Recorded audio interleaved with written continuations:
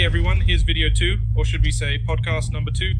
Surprisingly, a lot of people have messaged me, by my standards, a lot of questions. It's both scary and exciting. Let's get down to business. I'll answer questions.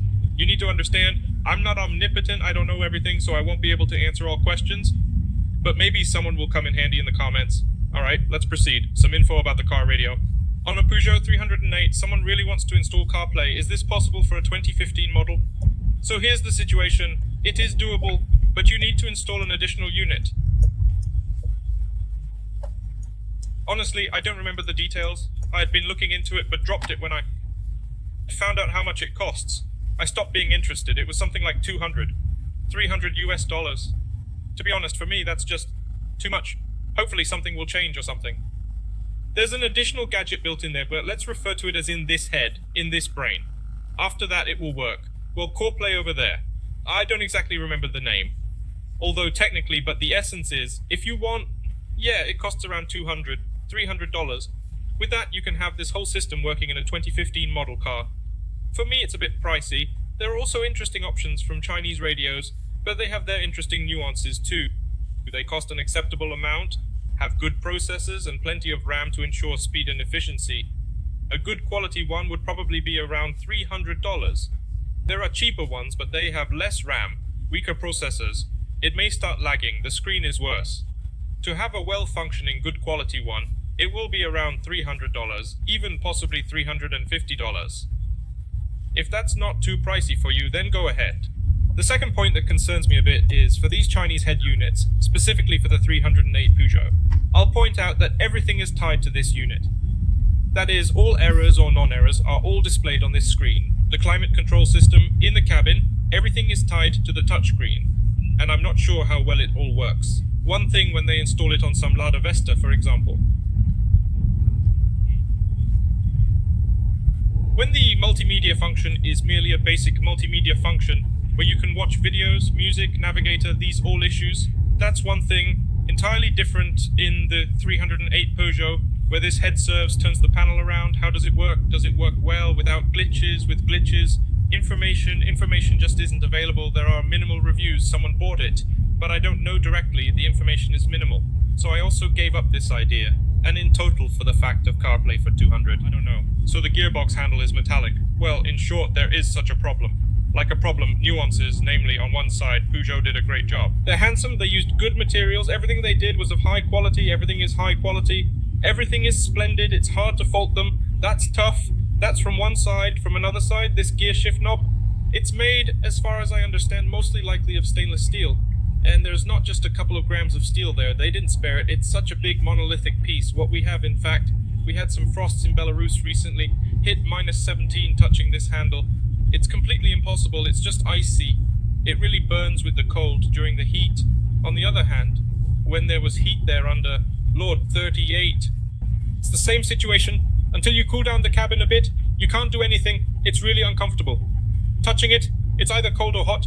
On the other hand, when the weather is reasonable, normal, touching it is very pleasant, comfortable. You directly feel that it's metal.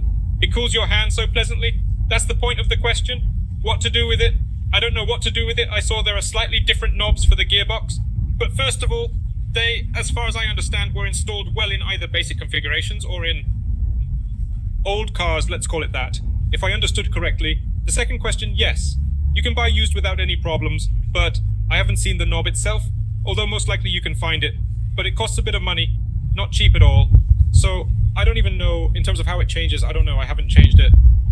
Most likely, I guess as I understand it, this leather case lifts up and maybe something from there somewhere, something. I would start by lifting, it's hard to say, I personally didn't do it, but I'd start there. That is, I'd pry up the leather cover, see how it's attached there, and go on like that, Webasto Webster. Well, I get that it's probably not a very popular question, but regardless, I'll focus on this car because on the previous one, I had a Webasto installed, overhaul it, by the way, moved from the old car to the new one, because it can be dismantled without any particular problems. Here's what I can tell you briefly. First of all, I have a video, there's a video about the Opel Astra G I used to have. But that's not the point. Everything works on the same basic principle.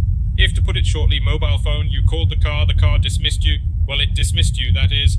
You basically gave it a missed call, Didn't even have to call. Call cost 0, that's it. The Webasto starts working. It heats up the engine but doesn't start it. That is basically it heats the coolant. There's a small furnace, a small pump circulates the coolant in a small loop. Heats, depending on how long you'll heat it for. It's set to half an hour by default. That is, you made a call and then you've got other things to do, forget it. It'll keep heating for half an hour. Depends what temperature it can get heated up to. Say in negative 17 degrees Celsius, it can heat up to maybe around 70. 80 degrees, it surely heats up within 30 minutes without any problem. You get to your vehicle, you start up the engine, even at minus 17 degrees, it starts as smoothly as it would in the summer sunshine. Most probably all the neighbors. They will envy you, and even some won't be able to hide their bitter envy. Let me tell you, because when people arrive at minus 17 degrees, there's this question whether or not it'll start. And you just arrive in such everything frozen in ice, in snow. There it's hard to comprehend, it's chilling, terrible. But you just arrived and swoosh, all set, that is. Not that ta-ta-ta-ta-ta, just swoosh and everything is perfect. And that I'll tell you honestly, it causes amazement, joy, envy at the same time in people because they watch. In a sense, how on earth is that? Look, he has just arrived, and everything looks good for him, everything. It starts, it's tra-ta-ta-ta-ta, boom, it started. Like everything's easy, everything's good, and you have plenty of space for everything. It flips it upside down, how it starts. But that's not the point. In terms of installation, where you put this thing on a Peugeot 308, you can put it. It's most likely only under the bumper. It won't fit anywhere else. It's under the bumper on the left. On the driver's side, there's also an option to put it under the hood, but there are no fasteners. You have to invent some brackets. The Webasto itself will fit physically in terms of size, but there's nothing to attach it to. You have to invent something, I don't know. If you think about it, yes, you can put it, but it's better to put it under the fender, under the left wheel. It fits perfectly there. Since I didn't turn off the mirror folding function, well, I didn't turn it off, because honestly, it doesn't annoy me, it doesn't piss me off. And I'm not particularly afraid that they'll break. I've seen the video. If I find it, I'll insert it. If not, I apologize, I won't. There are some people who just enforce it with their hands. Well, I don't want to repeat, but there is a small opinion. Something might be wrong. The person just enforces it with hands and presses the folding button. So he implies the mirrors froze and the car tries to fold them. Well then, there's this crunch, there's some kind of protective mechanism inside them. Everything is alright. So if you think it will just freeze and break in the cold, don't get me wrong. They actually have a safety system inside that won't let them break on their own, in this sense. Don't fret about it. If you still want to turn them off, well, if you want to disable this right of yours, you can only do it through a lecture via a computer, not anywhere else. You need to connect a device, a laptop, and disconnect it. It's not hard.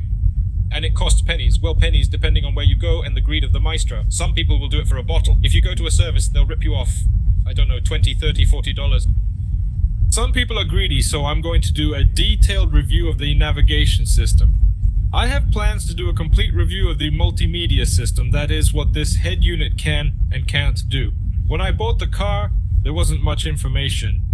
It was mainly on some foreign language sites in German and French, and some Spanish language ones. You piecemeal find this information, but if anyone is interested, someone is taking a closer look at the car. This head unit is a multimedia display. It doesn't really do that much, to be honest. It's just nice when you're driving and you've got a big screen. You see everything on it, everything is comfortable, everything is beautiful. But realistically, you won't be looking at pictures, you won't be watching videos on old cars like mine from 2015. CarPlay doesn't work. You can't connect your phone without going through a lot of trouble or spending more money. That is, roughly speaking, you can only see the climate control, how it works. It works with your settings, errors in the car, not